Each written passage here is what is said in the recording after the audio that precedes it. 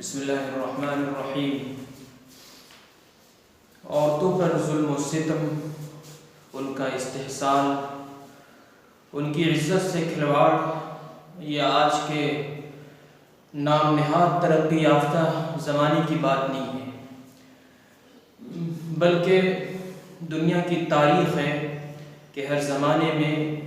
ہر قوم میں اور ہر معاشرے اور سوسائٹی میں عورت کی حیثیت بس یہ رہی ہے کہ وہ عیاش پرستوں کی خواہشات کے تسکین کا ذریعہ بنے۔ وہ جیسے چاہیں ان کا استحصال کریں، جیسے چاہیں ان کی عزت کے ساتھ کھلواڑ کریں اور جیسے چاہیں ان کا وہ استعمال کریں۔ آپ دنیا کی تاریخ کا مطالعہ کر لیجئے، ہسٹری پڑھ لیجئے، آپ کو ہر جگہ عورت کا استحصال معلوم ہوگا۔ دنیا کے عیاش پرستوں نے، زناکاروں نے، بدکاروں نے، فاسقوں نے، فاجروں نے ہمیشہ عورتوں کا استعمال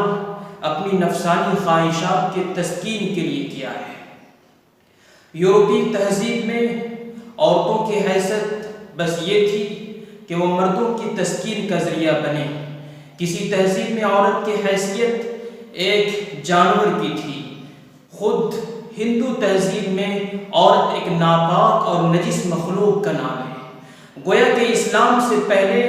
عورت جھوٹ، فریب، مکر، دغابازی، بدعہدی، بے وفائی، جہنم کا دروازہ اور جنت سے روکنے والی ایک مخلوق جانی جاتی تھی۔ اس سے زیادہ اس کی کوئی حیثیت نہیں تھی۔ یہی وجہ تھی کہ عورتوں کے وجود کو منحوس تصور کیا جاتا تھا۔ لوگ بچی کے پیدائش کی خبر سن کر پریشان ہو جاتے تھے، بے چین ہو جاتے تھے۔ ان کے دیکھ بھال کے لیے ان کے پاس کوئی اس کی فکر نہیں تھی۔ وہ بے چینی کے عالم میں زندگی گزارنے پر مجبور ہوتے تھے۔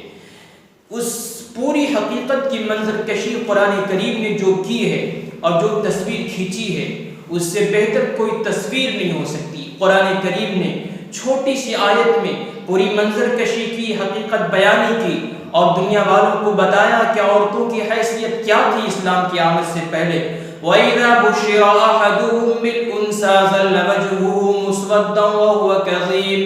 يَتَوَارَىٰ مِنَ الْقَوْمِ مِن سُوءِ مَا بُشِّرَ بِهِ أَيُمْسِكُهُ عَلَىٰ هُونٍ أَمْ يَدُسُّهُ فِي التُّرَابِ أَلَا سَاءَ مَا يَحْكُمُونَ۔ جب کسی کو یہ بشارت دی جاتی تھی، خوشخبری دی جاتی تھی کہ تمہارے گھر میں بیٹی کی پیدائش ہوئی ہے، تو اس کا چہرہ سیاہ پڑ جاتا تھا، وہ پریشان ہو جاتا تھا۔ وہ سوچتا تھا کہ ہم سوسائٹی میں کیسے رہیں گے، ہم کیسے لوگوں کے سامنے جائیں گے، کیا لوگوں کو چہرہ دکھلائیں گے۔ یا تو وہ سوچتا تھا کہ اس بچی کو ذلت و رسوائی برداشت کرتے ہوئے اپنے گھر میں رکھ لیں، یا تو عافیت اس میں ہے کہ اسے زندہ درگور کر دیں، اسے زندہ ختم کر دیں۔ اللہ تبارک و تعالیٰ نے انسان پر ماتم کیا اور بتایا ہے کیسی انسان کی فکر تھی، اور عورت جیسی نازک مخلوق کے تعلق سے، پیاری اور محبت بھری مخلوق کے تعلق سے ان کی کیسی فکر تھی، کیسی سوچ تھی۔ الا ساء ما يحكمون، کیسی وہ سوچتے تھے اور کیسا برا وہ فیصلہ لیتے تھے اپنی بچیوں کے تعلق سے۔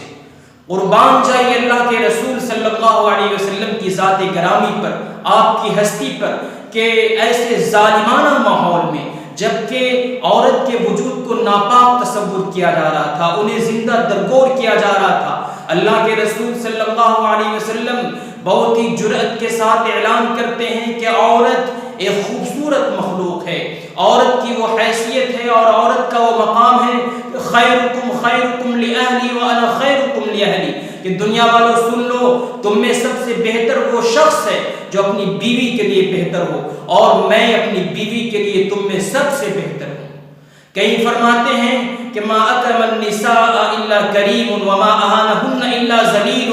کہ عورت کو عزت وہ لوگ دیتے ہیں جو حقیقی معنوں میں باعزت ہوتے ہیں، جو شریف لوگ ہوتے ہیں، وہی عورتوں کو عزت دیتے ہیں، اور عورت کو ذلیل کرنے والے کمینہ اور گھٹیا قسم کے لوگ ہوتے ہیں۔ تو کہیں فرماتے ہیں فاتقوا اللہ فی النساء، اپنی عورتوں کے سلسلے میں، اپنے گھر والیوں کے سلسلے میں اللہ تبارک و تعالیٰ سے ڈرتے رہو، ان کے حقوق کا خیال کرو، ان کی فکر کرو، ہر طرح انہیں بہتر سے بہتر حقوق دینے کی کوشش کرو۔ تو کہیں فرماتے ہیں کہ عورت ایک ایسی مخلوق ہے جو تمہیں جنت میں لے جائے گی۔ عورتوں کی جو مختلف حیثیتیں ہیں، ان حیثیتوں کے تعلق سے اللہ کے رسول صلی اللہ علیہ وسلم نے صراحت کی اور فرمایا کہ ماں کی حیثیت سے عورت کے قدموں کے تلے جنت ہے، اور بیوی کی حیثیت سے یہ شوہر کے سکون کا ایک ذریعہ ہے، اور بیٹی کی حیثیت اور بہن کی حیثیت سے عورت کا مقام یہ ہے کہ جس کے پاس 2 بہنیں ہوں یا 3 بہنیں ہوں، 3 بیٹیاں ہوں یا 3 بہنیں ہوں، ایسے کے لیے جنت کی خوشخبری ہے اور جنت کی بشارت ہے اگر وہ اپنی بہنوں کا اور اپنی بیٹیوں کا خیال رکھتے ہیں، ان کے حقوق کی فکر مندی کرتے ہیں۔ ایسی بشارتیں اللہ کے رسول صلی اللہ علیہ وسلم نے دی۔ لیکن آج بہت ہی افسوس کے ساتھ یہ بات کہنی پڑتی ہے، بہت دکھ کے ساتھ، کہ ایسی نازک مخلوق، ایسی خوبصورت مخلوق کے ساتھ پھر وہی تاریخ دہرائی جا رہی ہے جو تاریخ زمانے جاہلیت کی تھی۔ آج پھر ان پر وہی ظلم روا رکھا جا رہا ہے، آج پھر ان کی عزت نیلام ہو رہی ہے، ان کا استحصال ہو رہا ہے، اور ان میں سب سے بڑی چیز یہ معاشرے کا ناسور یہ جہیز ہے۔ جہیز کے نام پر نہ جانے ہماری کتنی بہنیں اور کتنی بیٹیاں قربانی کے بھیٹ چڑھ گئیں، نہ جانے کتنی بہنوں کو اپنی زندگی سے ہاتھ دھو جانا پڑا، اور نہ جانے کتنی بہنیں گھٹ کر زندگی گزارنے پر مجبور ہو رہی ہیں۔ اگرچہ ہندوستان وہ واحد ملک ہے، غالباً وہ واحد ملک ہے ہندوستان جہاں جہیز ایک قانونی جرم ہے، اس کے باوجود آج کی رپورٹ اور آج کا جو منظر ہے وہ یہ کہ روزانہ یومیہ 21 عورتیں اور 21 نئی دلہنیں جہیز کے نام پر قربان کی جاتی ہیں، انہیں زندہ جلا دیا جاتا ہے، یا انہیں اتنا ٹارچر کیا جاتا ہے، اتنا ذہنی طور پر انہیں پریشان کیا جاتا ہے، سسرال کی زندگی ان کے لیے اتنی اجیرن بنا دی جاتی ہے کہ وہ خودکشی کرنے پر مجبور ہوتے ہیں۔ یہ کیسے بے ہنگم شوہر ہیں، کیسے یہ ہجڑے شوہر ہیں جن کے پاس بیوی کی کفالت کی کوئی خیال نہیں ہے، جن کے پاس بیوی کی کفالت کی کوئی فکر نہیں ہے، اور وہ شادی کر لیتے ہیں اور بیوی کو بوجھ سمجھتے ہیں اور بیوی کا ہر طریقے سے استحصال کرتے ہیں، جہیز کے نام پر ان کی عزت سے کھلواڑ کرتے ہیں۔ ہم ایسے شوہروں کے سامنے اللہ تبارک و تعالیٰ کا یہ حکم واضح کر دینا چاہتے ہیں کہ کل قیامت کا دن ہوگا، یہ بچیاں اور یہ بہنیں اور یہ خواتین اللہ کے حضور میں حاضر ہوں گی، اور اس کے بعد اعلان ہوگا وَإِذَا الْمَوْءُودَةُ سُئِلَتْ بِأَيِّ ذَنبٍ قُتِلَتْ، جب زندہ جلائی ہوئی اور دور کی ہوئی لڑکیوں سے اور بچیوں سے پوچھا جائے گا بِأَيِّ ذَنبٍ قُتِلَتْ، کہ بتاؤ تمہیں کس جرم میں اور کس گناہ کے پاداش میں تمہیں قتل کیا گیا تھا، تمہیں ذبح کیا گیا تھا، تمہیں جلایا گیا تھا۔ تو ایسے وقت میں وہ ناہنجار اور مجرم شوہر اللہ کے تبارک و تعالیٰ کے سامنے کیا جواب دیں گے؟ ایسے لوگوں کو ڈرنا چاہیے،